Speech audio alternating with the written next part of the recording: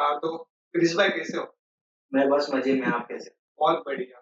तो आज हम बिजनेस के बारे में बात करेंगे, ठीक है? आपने पहले चालू कहाँ से किया? आपके दिमाग में इन्वेस्टमेंट के आइडिया कैसे आए? और अभी आप क्या-क्या बिजनेस कर रहे हो? वो थोड़ा विस्तार में हमारे प्रेक्षकों को जरा बताओ। तो मेरा करियर थोड़ा लेट स्टार्ट हुआ। मेरा ओके, करियर 24 के आसपास स्टार्ट हुआ। उसके पहले मैं सिर्फ पढ़ रहा था। अच्छा, यूपीएससी की तैयारी कर रहा था। मुझे पुलिस फोर्स में जाना था, ओके, आईपीएस के लिए। ओके, 24 के बाद मुझे सोशल सर्विस करना था, देश के लिए कुछ करना था, तो मैंने एक एनजीओ ज्वाइन कर लिया पार्ट टाइम में। ओके, एंड स्लोली स्लोली थोड़ा टैलेंट था, थोड़ा सीनियर था वहाँ पे, तो फिर वो ग्रो होने लग गया एनजीओ में अच्छा खासा। अच्छा। एनजीओ आपका था? नहीं, एनजीओ में मैं एक कोर टीममेट पकड़ लो, ट्रस्टी पकड़ लो, वैसा था। ईशा ओके, फाउंडेशन नाम का एक एनजीओ। ओके, उसके उनके साथ मैं अभी भी जुड़ा हुआ, अभी भी उनका मैं ऑपरेशन हेड करता हूँ, अच्छा, बहुत सारी चीज। ओके, तो वहां से जर्नी मेरा स्टार्ट हुआ। एंड साइड बाय साइड मैंने देख लिया कि यार मुझे फुल टाइम जॉब नहीं करना है लाइफ टाइम। ओके, मुझे कुछ ना कुछ साइड बाय साइड करना है। तभी मेरे एक फ्रेंड थे, उन्होंने मुझे स्टॉक मार्केट से इंट्रोड्यूस करा।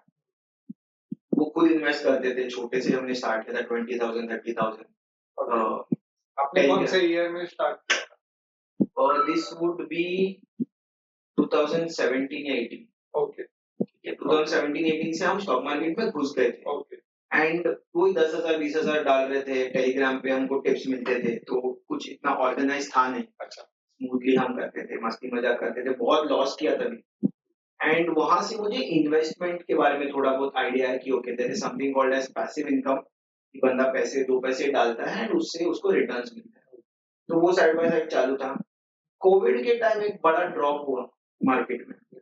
मेरा जो पोर्टफोलियो 1 लाख रुपीज का था, ओके, वो गिर के 30,000 हो गया। ओके, तो वो गिरने के चक्कर में मेरे पास दो ऑप्शन थे। मुझे एक दोस्त ने फोन किया, बोला भाई मार्केट एकदम क्रैश हो रहा है, पैसे निकाल ले।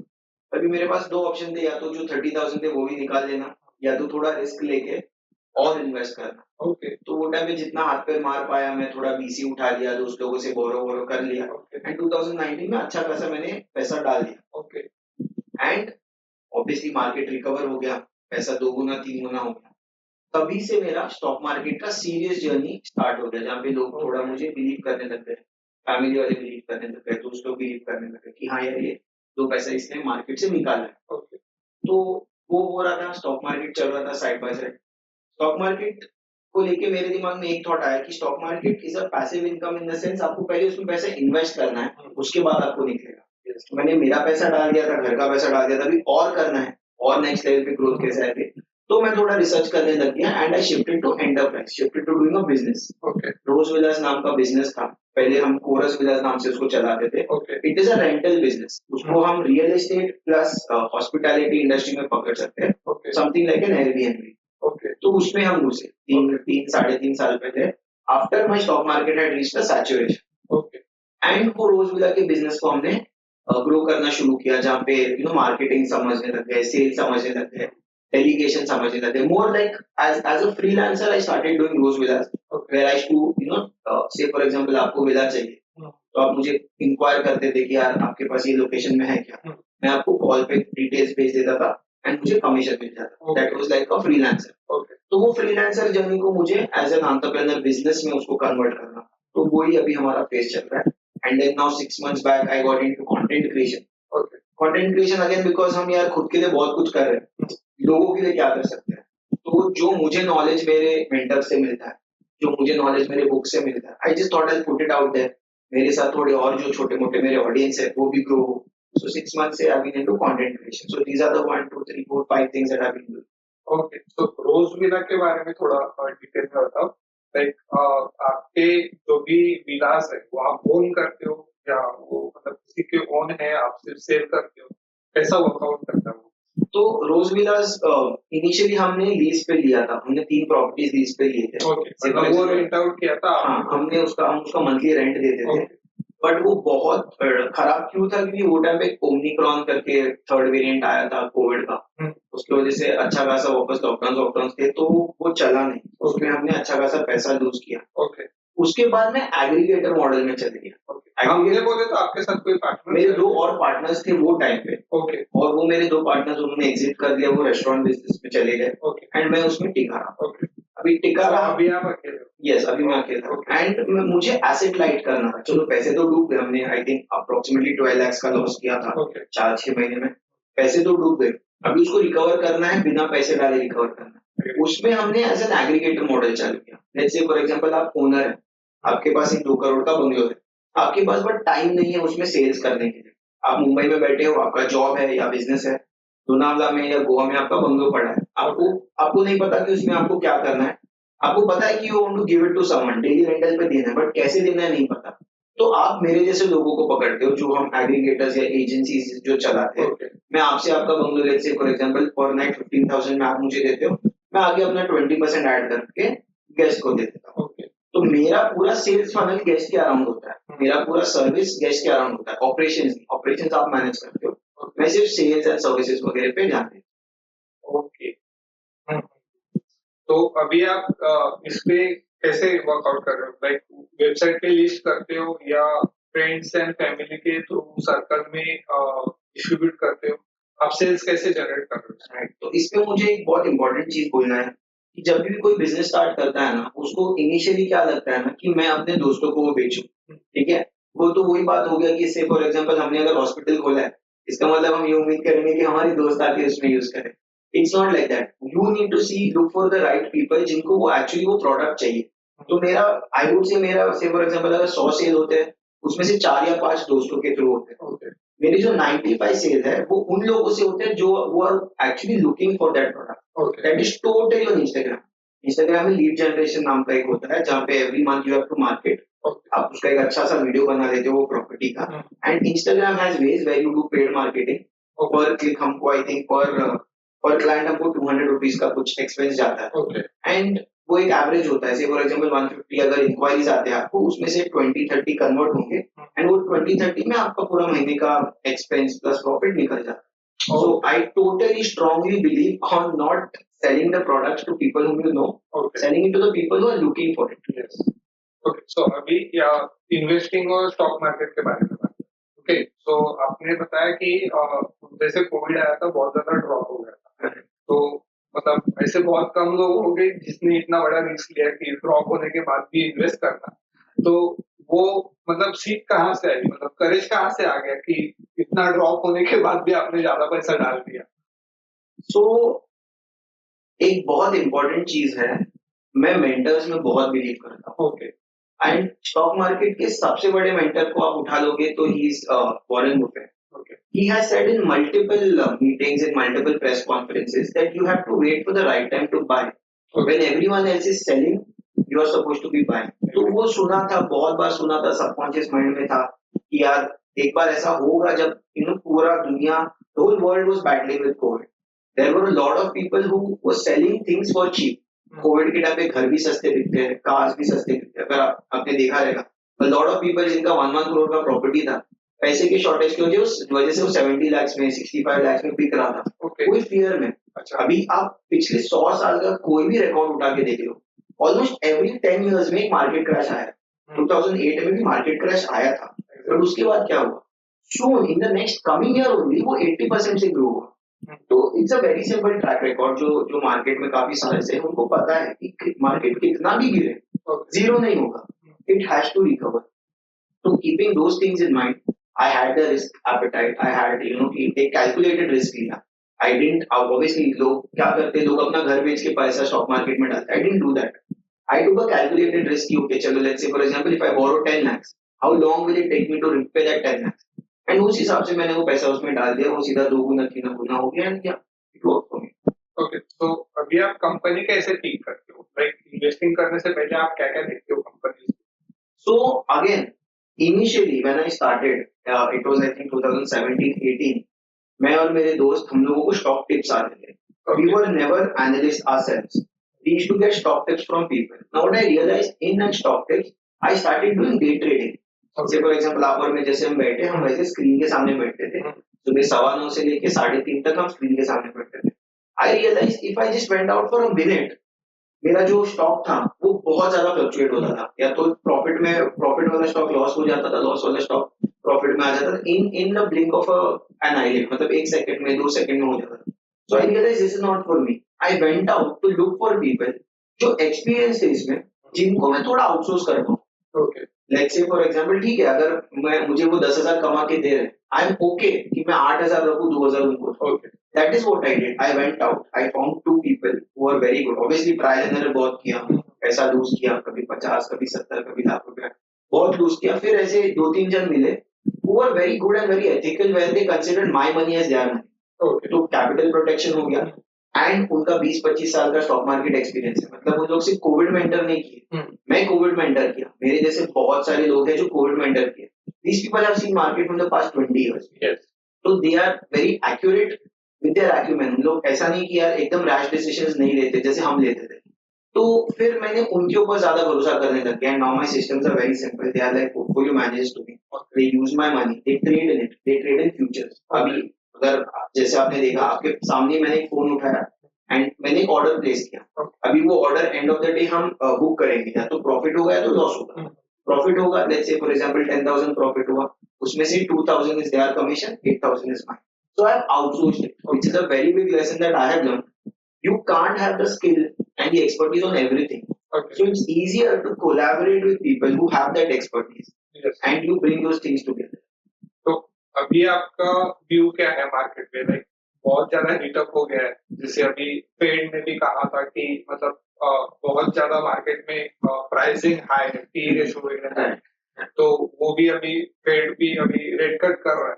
तो रिसेशन आने की संभावना है? अगर रिसेशन आता है तो मार्केट क्रैश की संभावना है, आपको क्या लगता जो भी क्रैश होता है, जो भी करेक्शन होता है, वो जरूरी है, क्योंकि अभी फिलहाल के लिए सब बोल रहे हैं कि मार्केट थोड़ा ओवरवैल्यूड है। है? Yes Right, all the experts, all the SEBI registered experts are telling you that the market is overvalued. होगा, हल्का करेक्शन होगा, 2-5% का, 10% का करेक्शन होगा, but in the long run, in the next, like 2 years, 5 years, it's only going to go uptrend. I tell you why. India is marching on a 5 trillion economy, right? If you pick up any country which went from a 3 trillion economy to a 5 trillion economy, it took them 10 years or something. Okay. In those 10 years, markets have grown fourfold. मतलब ऐसा नहीं कि यार सिर्फ 100% बढ़ा है, 400% बढ़ा है, 1,000% बढ़ा है, that kind of growth. So right now you have to serve the Indian wave. India is going upwards. You have to get into it at the right time. I'm not saying कि कुछ भी पैसा उठा के कहीं पे भी डाल दो. Okay Ask the right people. Do your right analysis.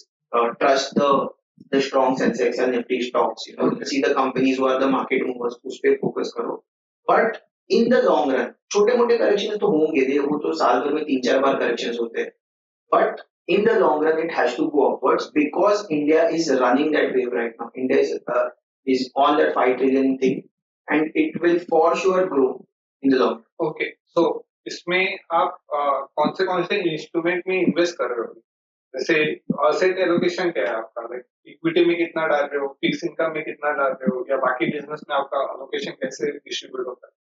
So that's what I've made a very nice video on this. It talks about the different return on investments Okay. that you get from different asset classes. तो अपना सबसे basic होता है bank में रखते हैं, I think 3-4% फिलहाल चालू है. Second होता है FD, which is giving around 6% interest. Then comes gold, which is giving around 10%. Then comes the SIPs, which is giving you 12 to 15%. Now, this is what everyone knows about. This is what all the other people are doing. Firstly, I pumped in all my money in the stock market, which was easily giving me around 20 to 25% annually. Okay. Now, in the past 1 year, 1.5, 2 years, I told you about Rose Villas. रोज विलास में हम अगर 6,000 या 10,000 का marketing करते हैं ना, हमको easily 50,000 उसमें से रिटर्न्स मिलता है. Okay what I am trying to say is, stock market अगर आपको आपके आपके कैपिटल पे 25% दे रहा है, एक बिजनेस आपको 100% दे रहा है, 400% दे रहा है. 10,000 का 500 इज 10,000 का 50,000, almost 500%. So right now I am at that phase in life where I'm pumping all of my money in enterprise, Okay. in business, all of it. Think about this podcast. Think about the content creation. You know the numbers behind the content creation. Yes. Every creator spent, like, I feel, approximately 2 lakhs, 2.5 lakhs in the first year. Yes. Before if he's at 0 followers, he reaches 100K, say for example, in 1 year with an investment of 2 to 2.5 lakhs.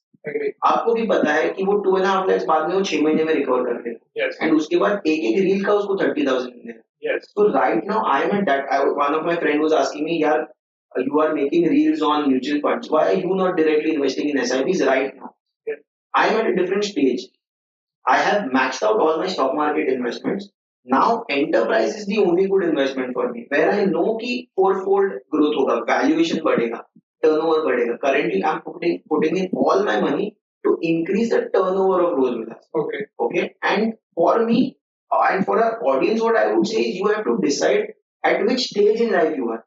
अगर आप ज्यादा risk नहीं ले सकते हो तो आप FD से खुश रहो, आप एसआईपी से खुश रहो. बट आप यंग हो, 20 के हो, 25 के हो, 30 के हो, मेरे एज के हो, जितना ताकत है आप उसको बिजनेस सेटअप करने में डालो. Because there is no other investment which will give you 10 times, 20 times, 100% growth apart from enterprise. And right now that's what I'm doing. I'm focusing all my energy on the villa business and on content creation, because I know in the next 1 year it's going to help me increase my income like double or triple.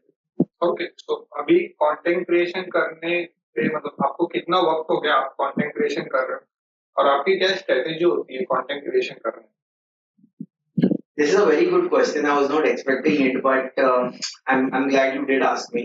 So when it comes to content creation, there is a reason why a person enters into content creation. Okay.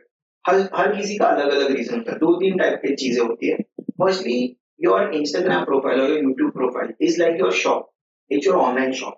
If you have a product, you want to sell that product. You are looking for an audience. You'll find that audience online. Now, if you are planning on selling a product, obviously you will need that kind of audience who is looking for that product. तो आप reels बनाते हो around that product. That is the first thing. Second is you are a creator. Second is, say for example, you're doing some business. Okay. You want people to know that you're doing that business. आपको एक खुद का एक brand value बनाना है अपने आसपास, क्योंकि ये बंदा स्टॉक मार्केट में है या ये बंदा विलास में है. सेकेंड, आप उस चीज की वजह से आते हो. And third, I feel people में content creation is to give back to society. कि ओके यार, मैं और मुझे ये चीज के बारे में नॉलेज है. Like you right now you know your interviewing people who has an next level of knowledge in some industry. You want to share that knowledge with your audience, so you want to give back to society. That's why you're doing it. First, you decide which of these three things is why you are doing why you are starting content creation. For me, it was very simple. Firstly, I wanted to build a brand around Rose Villas, around the stock market. If people should synonymously think, okay, Chris, what does Chris do? He does Rose Villas and he does the stock market. So firstly, I wanted to do that. And secondly, I had this mentor, Patrick Bet-David. Okay, he runs a very nice podcast called PBD Podcast, and he has a company called Valuetainment. 7 or 8 years back, I started my journey as an entrepreneur because of him. Okay. अगर वो नहीं होते, मैं start ही नहीं करता. I would be very happy with my 8,000 job. I was 24 years old and I was making just 8 to 10,000 rupees. I would be very happy with that. The reason I took a risk, I got out there was because of Patrick Bet-David. My reason to giving back to people is कहीं पे कोई ऐसा बैठा होना चाहिए, बोलना चाहिए कि यार क्रिस के वीडियोस की वजह से I learned something. So that is my second reason. Once you decide why you are doing it, then it depends on your content strategy. Okay. So now my why is that I am doing it to give back to people. Okay. So I feel जो भी मुझे मेरे life में problems face हुए on my journey in finance, I talk about that. Yes. I talk about why people should have a term insurance. I talk about why people should learn the importance of debt. Debt के बिना आप पैसा नहीं कमा सकते. I talk about why people should have mentors. I talk about why people should read books. Those kind of things, because these things are helping in my journey. I wanted to help people in their journey. So that is my content strategy. हाँ, so मैं इसलिए different segment के बारे में बात कर रहा था क्योंकि आपने ऑलरेडी बहुत सारे बिजनेसेस करके देखे और आप अभी बहुत सारे बिजनेसेस और कर भी रहे. सो लोगों को मतलब डिफरेंशिएट कैसे कर सकते हैं, लाइक किसी एक एम्प्लॉय को बिजनेस चालू करना तो उसको सच में चालू करना सही है या जो वो एम्प्लॉय है वो उसी कंपनी में कंटिन्यू करके ज्यादा ग्रो हो सकता है? ये क्वेश्चन को आंसर करने के लिए ना मेरे पास एक थोड़ा सा डेटा है. तो एक एवरेज मिलियनर जो है ना उसके 7 सोर्सेज ऑफ इनकम होते हैं. 7 स्ट्रीम्स होते हैं. जैसे अभी हमने हमारे 4 या 3 गिने कुछ, जैसे उनके 7 होते हैं. Stock market income, real estate rentals, कोई बिजनेस में से कुछ आ रहा है वो, कहीं से उनको शेयर मार्केट का डिविडेंड आ रहा है वो. तो फर्स्टली तो हर बंदे ने बिजनेस स्टार्ट करना चाहिए, कोशिश तो करनी चाहिए, ऐसा मुझे लगता है. क्योंकि बिजनेस में जो एक्सपोनेंशियल ग्रोथ है ना वो एज एन एम्प्लॉय बहुत कम लोगों को होता है. You may be a very good MBA from an IIM and all of that, उसके बाद ही आपको वो लेवल का आपको उतने लैक्स में इनकम होता है. Okay. जो एक बिजनेस वाले को 2-3 साल में, कोई भी बिजनेस वो करता होगा ना, 2-3-5 साल में तो इजीली पहुंच जाता है. Okay. So I would definitely say कि every employee should someday or the other think of becoming a businessman first. Second, like I said, an average millionaire has 7 sources of income. Okay. But वो 7 sources तक पहुंचने के लिए उसको कम से कम ना 40 to 50 अलग अलग सोर्सेज में ट्राई करके फेल करना पड़ता है. Okay. लाइक मैंने खुद, आई थिंक अगर मैं 21-22 के एज से स्टार्ट करके अभी पकड़ूंगा ना, 8 से 9 फेलियर्स देखे, बड़े बड़े, ऐसे नहीं कि 2-5 हजार के फेलियर्स, 8 से 9 फेलियर्स ऐसे देखे. कोई 3 लाख का, कोई 4 लाख का, कोई 2 लाख का, कोई 5 लाख का, ऐसे ऐसे फेलियर्स देखे पिछले 10 साल में, तब जाके 3-4 चीजें चल रही है. तो second thing is that now one very important data is ना, an average millionaire is 57 years old. Okay. ठीक है, which means कि एक एवरेज मिलियनर को 30 साल लग जाते हैं 8 करोड़ रुपए जमा करने के लिए. ओके, प्रॉब्लम हमारे साथ, हमारे और आपके एज के लोगों के साथ ये है कि हमको 30 के एज में ही वो टाइप का सक्सेस चाहिए, जिसको लोगों को 30 साल लगे करने के लिए हम चाहते हैं कि वो 5 साल में हो. So I feel that is very unrealistic. Okay. So I feel a person should give at least 3 years to 5 years in a business before deciding if he wants to continue or quit. Okay. That's one thing. And when it comes to the sector, कि यार कौन सा industry choose करे, कौन सा sector choose करे, आपको ना यार ये साल के 365 दिन के 12 से 16 घंटे आपको ये काम करना है. तो इट इज प्रेफरेबल कि आप वो चीज करो जिसमें आपको खुशी मिलती हो, आप वो चीज करो जिसमें मजा आता हो. अभी उसमें कॉन्ट्रडिक्शन आता है कि यार CK जो ब्रांड है, कैल्विन क्लेन वाला जो ब्रांड, उसने कभी सोचा नहीं होगा कि वो अंडरगारमेंट्स बेचेगा लोगों को. Obviously that was not his passion. But what I am trying to say here is, at least आपको अगर पता है कि आप रियल एस्टेट में खुश रहोगे तो फोकस ऑन दैट. आपको अगर पता है कि आप हॉस्पिटैलिटी में खुश हो, फोकस ऑन दैट. आपको पता है कि आप रेस्टोरेंट्स में आपको अच्छा लगता है, focus on that. You will get a starting point. Second data ये भी है कि your, it's not a data, it's a quote which says your first business will never make you rich. Okay. Your first business will just teach you how to do it. तो जो आपका पहला business है वो कुछ भी हो सकता है, वो आपको प्रिपेयर कर रहा है आने वाले बिजनेसेस के लिए. आपको अगर 7 सोर्सेज ऑफ इनकम चाहिए, 7 सोर्सेज ऑफ इनकम पाने के लिए आपको 30-40 डिफरेंट ट्रायल एंड एरर्स करने पड़ेंगे. फेलियर्स होंगे. अभी ये जो मेरे 5 चल रहे हैं उसमें से शायद अगले साल कोई एक फेल हो जाए. I can't give up everything because of that. I have to focus on the next opportunity that comes my way. Okay, so अभी जैसे आपने बोला कि फेलियर्स ज्यादा है सक्सेस से. सो इसमें एक चीज है कि कोई लोग इतने रिच नहीं होते या इतने स्टेबल नहीं होते पैसों के मामले में कि वो बिजनेस फेल होना या खुद फेल होना अफोर्ड कर सके. So how that risk can be eliminated? I'll give an example to answer this question. मेरे एक मेंटर हैं, वो काफ़ी फेमस है बिजनेस इंडस्ट्री में, एंड अच्छा खासा नेटवर्क होगा उनका, 700-800 करोड़ का कुछ नेटवर्क होगा. तो हम एक ऐसे ग्रुप के पार्ट है जिसमें ना हम नए नए लोगों को अपॉर्चुनिटीज देते हैं, नए नए स्टार्टअप्स को अपॉर्चुनिटीज देते हैं. जहाँ पे वो पैनल होता है, एक कोई बंदा आता है स्टार्टअप आके अपने पिच करता है, वो कुछ भी हो, हॉस्पिटैलिटी हो, रेस्टोरेंट हो, कुछ भी हो. यहाँ पे ये सब हमारे मेंटर्स बैठते हैं एंड उनके बिजनेस को असेस करते हैं, same like shark tank. You won't believe me, every time a new person comes in, this investor, this angel investor knows more about their business than them. What I'm trying to say is, जब आप वो level का R&D कर चुके रहोगे ना आपके business में, आपका फेल होने का चांसेस बहुत कम हो जाता है. सोचो ना कि अगर इन्वेस्टर को तुम्हारे बिजनेस के बारे में तुमसे ज्यादा पता है, मतलब तुम कहीं लैग कर रहे हो, ही इज गुड डेफिनेटली, पर तुम भी कहीं R&D में लैग कर रहे हो. लोगों का प्रॉब्लम वही है.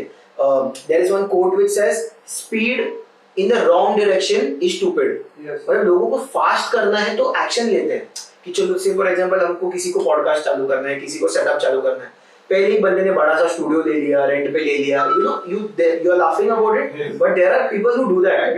ठीक है, बट क्या होता है, 4 पॉडकास्ट बाद वो नहीं करते, वो चले गया पूरा जो उन्होंने इन्वेस्ट किया वो सब चले गया.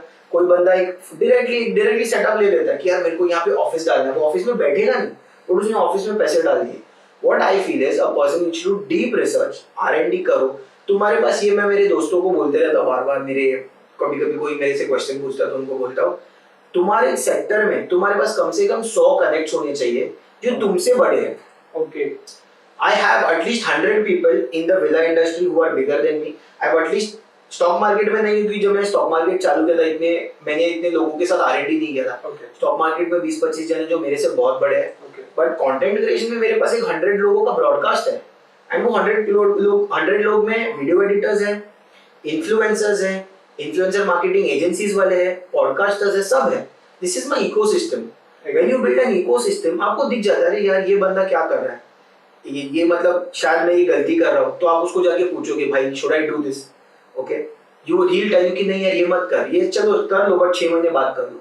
That is what stops you and saves you from failing. तो अगर आपके पास पैसा नहीं है, आपको मेहनत ज्यादा करना है, you have to give in all. मतलब लोग, मेरे एक सर है अमान सर, वो बोलते हैं कि लोग पैसे लगाते हैं, मैं मेरे बिजनेस में जान लगा देता हूँ। तो आपके पास अगर पैसे कम है, आपको मेहनत करना है, आपको जान ज्यादा लगाना है, R&D ज्यादा करना है। R&D करो, मार्केट को समझो, खुद को समझो, and then get into it. Okay, so अभी आपने एक इकोसिस्टम और नेटवर्किंग के बारे में बात की। सो मुझे वो जानना था कि नेटवर्किंग कैसे करें, लाइक कौन से ग्रुप है जहां आपको नेटवर्किंग करने का मौका मिलता है, या कोई एक नॉर्मल बंदा है जिसको कुछ पता नहीं है, वो नेटवर्किंग में कैसे एंटर करे। ओके, तो इसमें हम हमारा ही एग्जांपल लेते हैं।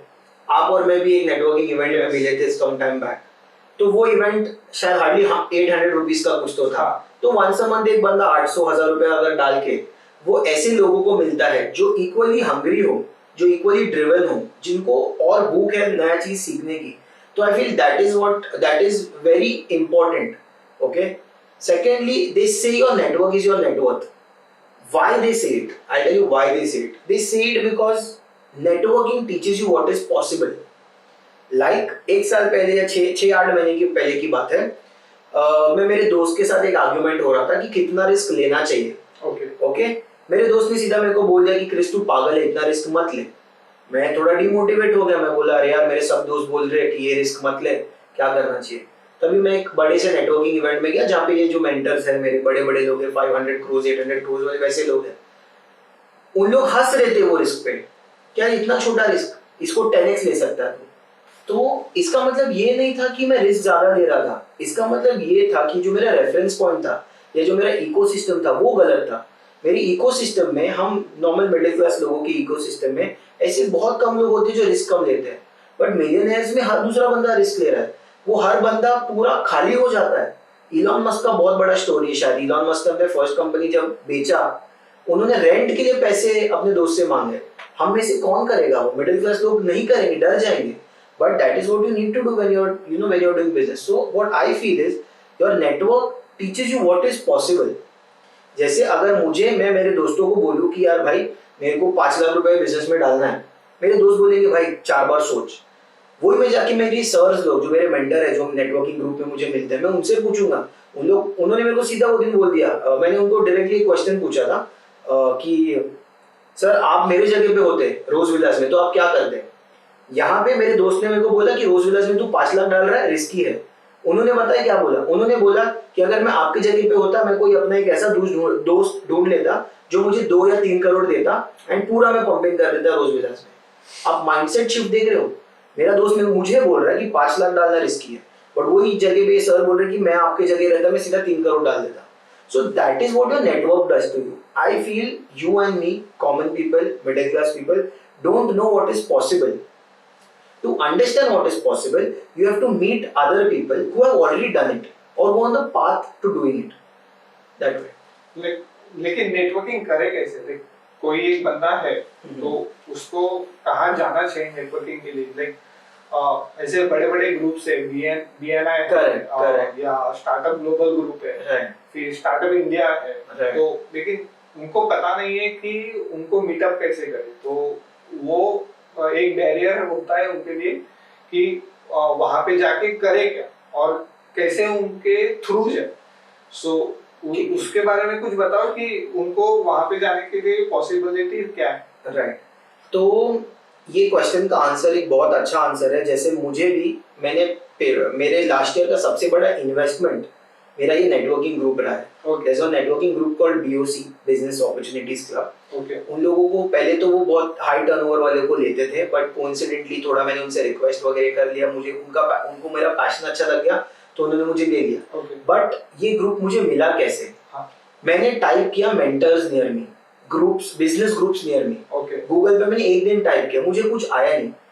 जो इंस्टाग्राम का जैसे एल्गोरिदम चल रहा है, अगले दिन से ना मुझे वो एड्स आने लग गए अपने आप. नेटवर्किंग ग्रुप के एड्स आने लग गए. BNI का ऐड आ गया, BOC का ऐड आ गया, और एक 2-3 ग्रुप्स करके है, एक डायमेंशंस ग्रुप है, एक कॉर्पोरेट कनेक्शंस है, ऐसे बड़े बड़े बहुत सारे ग्रुप्स है.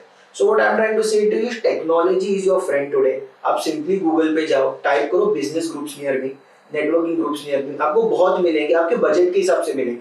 जैसे एक एसेंट नाम का ग्रुप है, डायमेंशंस नाम का ग्रुप है, वो चार्ज करते हैं 10 to 12,000 rupees per year. Okay.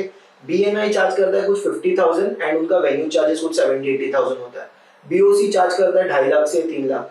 Okay. फिर कॉर्पोरेट कनेक्शन चार्ज करता है 7 लाख. तो ऐसे नेटवर्किंग ग्रुप्स है. फिर आपके हिसाब से the kind of circle that you want to meet, आप जाइए.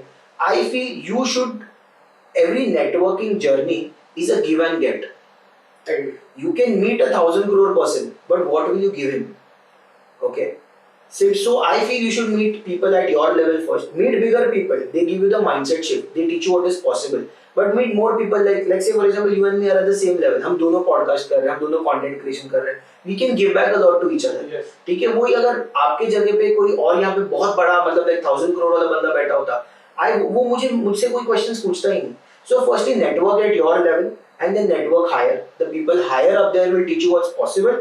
The people of your level will teach you how it's done. Okay. So अभी अगर 2024 के बाद किसी को बिजनेस जर्नी चालू करते हैं, तो आप क्या सजेस्ट करोगे, कौन से बिजनेस में अपॉर्चुनिटी ज्यादा है? ये एक बहुत अच्छा क्वेश्चन है एंड इसका आंसर ना आपको हर इंडिविजुअल के खुद के एक्शंस में दिखेंगे.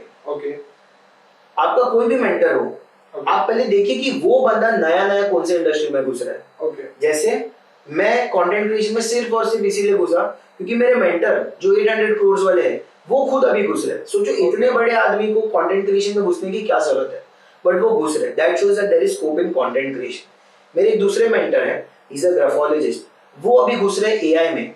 Okay. And these people are not young, okay, they are 50-55 year old.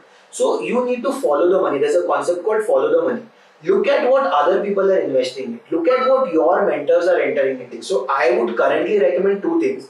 One thing that I am getting into, influencer marketing. आप influencer marketing में खुद content creator बन जाओ, editor बन जाओ, influencer marketing agency डाल लो. These are the 2-3 things that you can do. Second is AI. Focus on integrating every business with AI. Every business. Like for example, lead generation AI से हो रहा है, real estate में AI use हो रहा है, architects AI use कर रहे हैं बहुत सारी चीजें डिजाइन करने के लिए, मेडिसिन में एआई यूज हो रहा है, हर जगह एआई यूज हो रहा है. See how you can, what best use case you can do of it. And like I said यार, I don't think your degree is very important. I feel you can learn by yourself. ठीक है. See my degree is in arts, okay, but content creation has got nothing to do with it, but I am learning it. Stock market has got nothing to do with it, but I am learning it. So don't let your degree limit you. Learn new things, see what the trend is. हर चीज का एक trend होता है. Stock market में 2019 में घुसना जरूरी था. Considering our 5 trillion target now, आज के टाइम में स्टार्टअप्स में घुसना जरूरी है. Considering how much big content creators are making, they are making crores of rupees. तो influencer marketing में घुसना जरूरी है.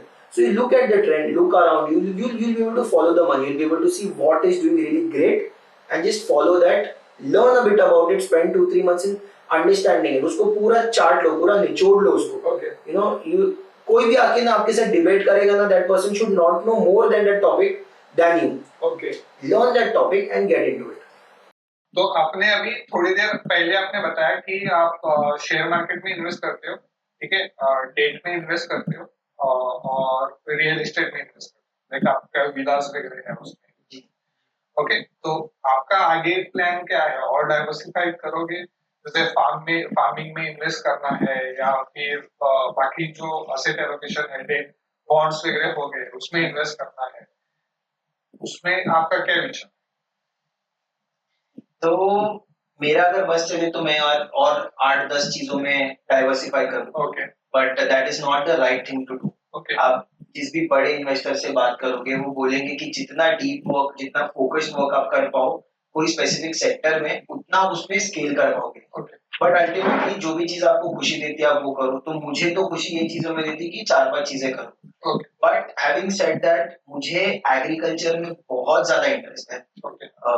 मैं बहुत R&D करते रहता हूँ। मेरे हॉलीडेज के दिन मैं बैठ के एग्रीकल्चर वाले वीडियोस देखते रहता हूँ, जैसे एनिमल हस्बेंड्री हो गया, पोल्ट्री फार्मिंग हो गया, से फॉर एग्जांपल टीक फार्मिंग हो गया, रिसेंटली सेरिकल्चर जिसको बोलते हैं, सिल्क वर्म फार्मिंग, वो जो चालू था वो मैं देख रहा था। अभी रिसेंटली क्रैप फार्मिंग का देख रहा हूँ।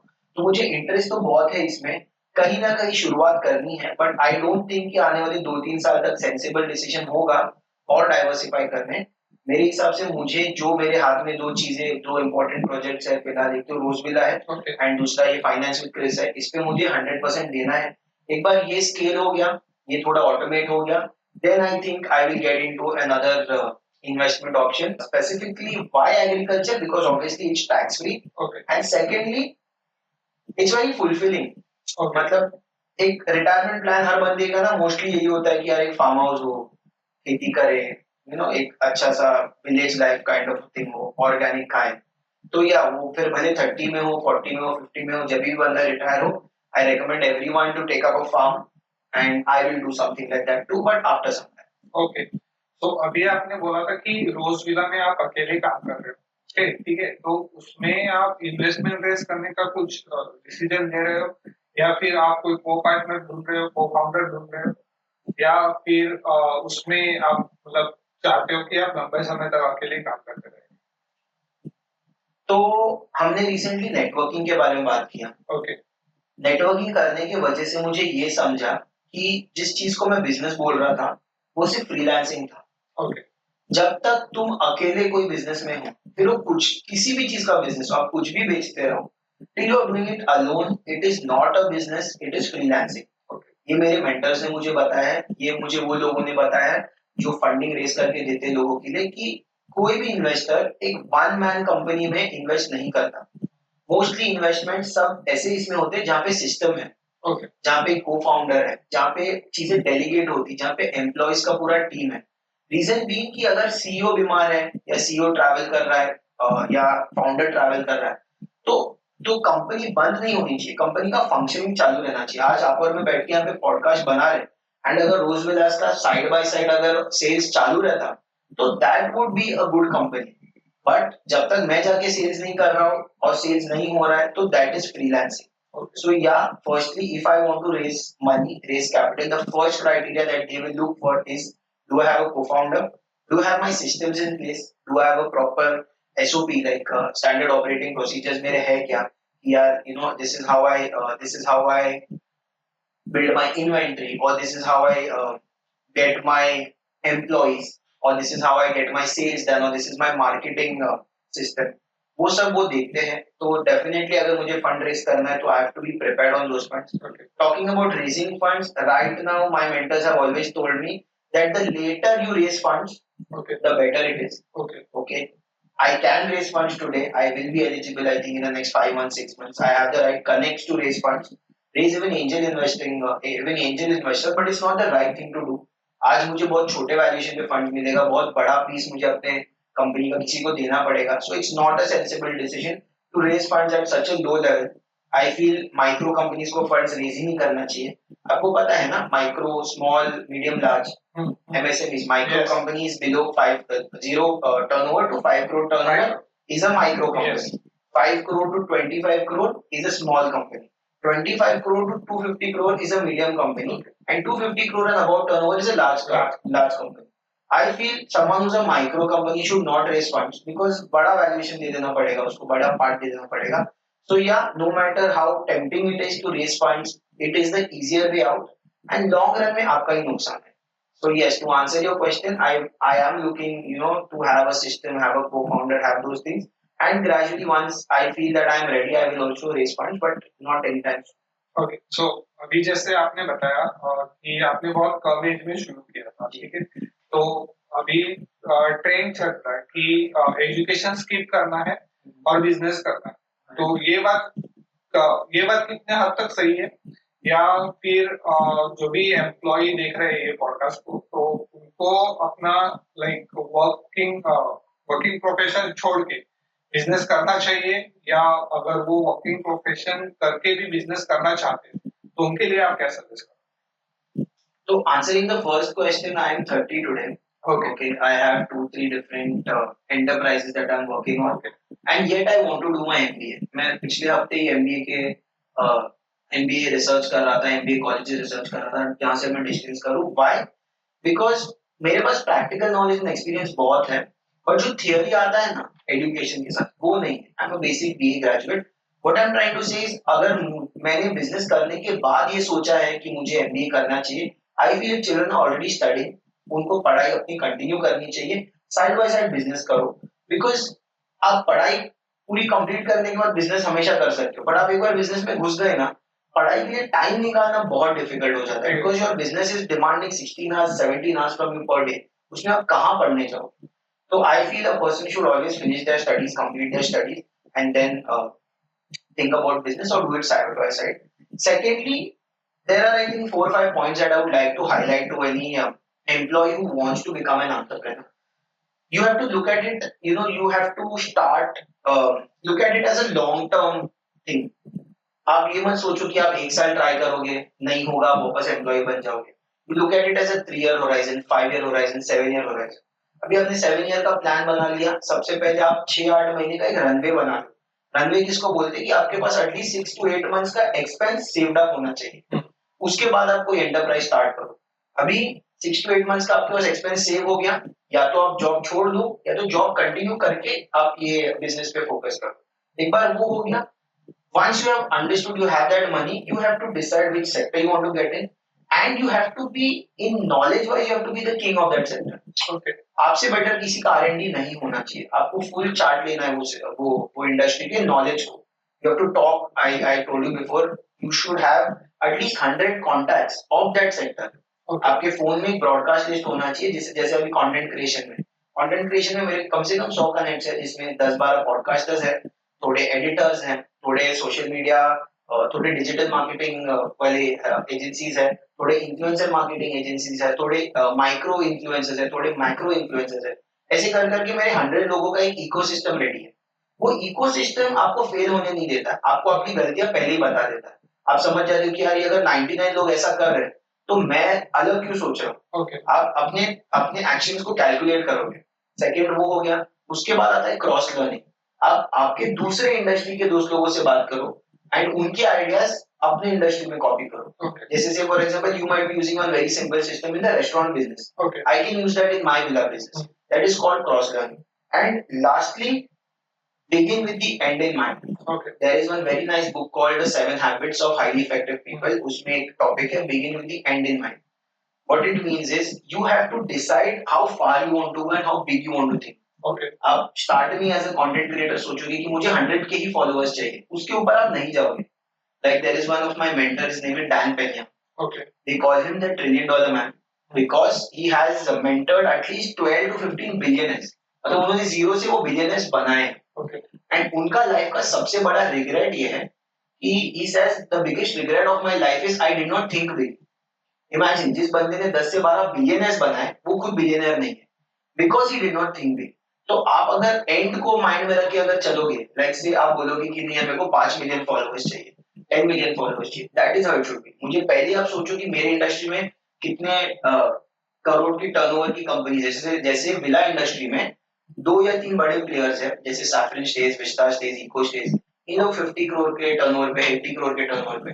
तो मेरा पहले ही टारगेट होना चाहिए कि मेरे को वो लेवल पे जाना है. मुझे 1-2 करोड़ का सोचना ही नहीं. 1-2 करोड़ मैं सोचूंगा 5-6 साल में उसको अचीव कर लूंगा. बट जब मैं 50 करोड़, 80 करोड़, जो मेरे इंडस्ट्री के लीडर्स हैं, मेरे को वो लेवल को दिमाग में रख के सोचना चाहिए. Okay. These are the 4 or 5 important things that any beginner should think about while they are going from their journey of being an employee to an entrepreneur. तो अभी आपको क्या लगता है रोजविला कौन से स्टेज पे है? रोजविला अभी प्रॉफिटेबल है. Okay. स्टेज वाइज अगर हम डिसाइड करेंगे तो अभी it is just moved on from being a freelance thing to a company, okay interns है जो काम कर रहे हैं, ओके एम्प्लॉय है जो काम कर रहे हैं, सेल्स पार्टनर्स है जो काम कर रहे हैं, ओके बट एसओपी सिस्टम्स बिल्कुल नहीं है, ओके डेलीगेशन प्रॉपर्ली बिल्कुल नहीं किया है। तो ये आने वाले 1 साल का जो मेरा टारगेट है उसको सिर्फ और सिर्फ ऑटोमेट करने का टारगेट है। ओके जितना हो सके मेरे एब्सेंस में उसका काम होना चाहिए। एक बार वो सब ऑटोमेट होगा उसके बाद ही वो फंडिंग रेडी हो जाएगा, उसके बाद ही वो स्केलेबल हो जाएगा। ओके सो आपने पहले बोला था कि डेट लेना हर किसी को जरूरत है, तो डेट कौन से स्टेज में लेना चाहिए, कितना लेना चाहिए और किस पर्पस के लिए लेना चाहिए? एक्चुअली बहुत अच्छा क्वेश्चन है बिकॉज सोशल मीडिया पे बहुत सारे क्रिएटर्स इसके बारे में बात कर रहे हैं। मुझे ऐसा लगता है ना, डेट डेफिनेटली बहुत बहुत बहुत ज्यादा इंपॉर्टेंट है, क्योंकि डेट लिए बिना कोई भी मिलियनर बिलियनर नहीं बनता। आप खुद के पैसे पे उतना कर ही नहीं सकते, आपको सालों लग जाएंगे खुद के पैसे पे करने के लिए। So definitely debt is very very important, but it is also important to identify why you are taking debt. Okay मेरे हिसाब से a person who is in their 30s should not take a home loan. Okay okay, वो बहुत बड़ी गलती कर लेता है कि 30 साल की उम्र में ही वो होम लोन ले लेता है। That is I feel a very bad debt. I feel वो बंदे को 30 साल का वो है, वो बहुत यंग है, 25 साल का है, वो बहुत यंग है, उसको पहले ना डेट लेना चाहिए तो कोई स्टूडेंट लोन लेना चाहिए, ओके डेट लेना चाहिए तो कोई पैसा लेना चाहिए बिजनेस में डालने के लिए। क्यों? क्योंकि ये जो दो जो जो बाकी के जो दो चीजें हैं वो उनका इनकम बढ़ा देंगे। आज अगर उसका इनकम 50,000 है, he has to take debt to do an MBA। Okay वो डेट लेके एमबीए करेगा, उसका डायरेक्टली सैलरी 80-90,000 हो जाएगा आफ्टर दी एमबीए, कम से कम। वो डेट लेके अगर बिजनेस करेगा या वो डेट लेके वो पैसा इन्वेस्ट करेगा तो he will make more money. Okay वो डेट लेके अगर वो घर में डाल देगा, it will slow him down. So that is why a lot of influencers are quarreling between should you buy a house or not. I feel every Indian is very emotionally attached to buying a house, तो house लेना चाहिए। But I feel तुम house तभी मत लो जब तुम्हारा 50,000 income है। तुम पहले अपने इनकम को ₹1,00,000, 1,50,000, 2,00,000 तक बढ़ाओ तो सही।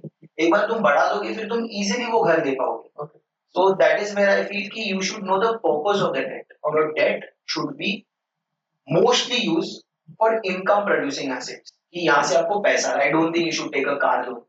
I don't think I don't think you should take house renovation loan. I don't think you should take those kind of loans. I feel you should take investing. You should take loans to invest. You should take loans for appreciating assets. You should not take loans for depreciating assets. Okay तो अभी हम लोग बात करते रहेंगे ना तो बहुत टाइम निकलते जाएगा, हम लोगों को कहीं पे तो खत्म करना है। सो आपको क्या आखिरी मैसेज क्या देना है लोगों को कि मतलब बिजनेस करना चाहिए, एम्प्लॉय रहना चाहिए, स्टूडेंट होना चाहिए, कैसे वक्त को मैनेज करना चाहिए? मेरा 100% सबको यही सजेशन रहेगा कि एम्प्लॉय नहीं रहना चाहिए, खुद का Okay. बिजनेस डेफिनेटली करना चाहिए। लाइफ लॉन्ग एक स्टूडेंट रहना चाहिए, सीखते रहो, जितना हो सके सीखते रहो। एंड सबसे इम्पोर्टेंट बात, जितना हो सके आप नेटवर्किंग करो, जितना हो सके ऐसे लोगों को मिलो जिन्होंने बहुत सारी चीजें अचीव की है। Okay. उनको मिलने के बाद आपको पता चलेगा कि what is all possible. The whole reason why I started my content creation page is to show people what all is possible. मुझे नहीं पता था, 10 साल पहले मुझे नहीं पता था कि क्या क्या पॉसिबल है। आज मैं जब देखता हूँ कि बाप रे ये सब पॉसिबल है तो मैं टोटली शॉक हो जाता हूँ। तो I want people to go and keep exploring of what is possible. हमारी सबसे बड़ी गलती यही हो जाती है, हम सोचते कि यार ये उसके लिए पॉसिबल है, कि अंबानी अडानी लोग अलग है। नहीं, इन्होंने एक जनरेशन में इतना पैसा बनाया है, 30 साल 40 साल में पैसा बनाया है। तुम लॉन्ग टर्म गोल रखो तो सही, 20 साल के हो, 30 साल के हो, 50-60 साल के, इस तक तुम भी उतने बड़े हो सकते हो, पर तुम पहले ही अपने आप को कन्विंस कर लेते हो कि ये मेरे लिए पॉसिबल नहीं है। तो I feel that is the one big take away message that I want to give all our viewers. Okay. Everything is possible for everyone, you just need to meet the right people who are doing it. Okay तो thank you so much Chris, आपने बहुत valuable information दी हमारे दर्शकों को। तो ये podcast को हम लोग यही खत्म करते हैं। हम लोग नेक्स्ट पॉडकास्ट में मिलेंगे कोई और टॉपिक के साथ, कोई और गेस्ट के साथ। तब तक के लिए धन्यवाद।